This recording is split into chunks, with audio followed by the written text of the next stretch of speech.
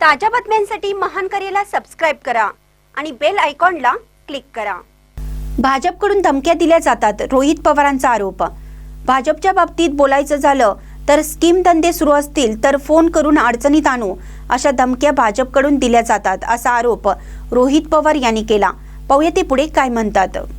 सामान्य लोकांना एक गोष्ट मात्र माहिती आहे की जर तुम्हाला जायचंच होतं तर आधी जायला पाहिजे होतं। तुम्हाला धमक्या दिल्यानंतर, तुम्हाला भीती दाखवल्यानंतर तुम्ही गेलात, पण मग या कार्यकर्त्यांचं काय चुकलं?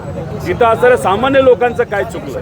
तुम्ही लोकसभा, विधानसभा हे एका पक्षाबरोबर राहता आणि अचानक निर्णय त्या ठिकाणी घेता आणि स्वतःचा विजय स्वार्थी निर्णय घेऊन तुम्ही भाजपमध्ये जाता आणि कार्यकर्त्याला वाऱ्यावर सोडता।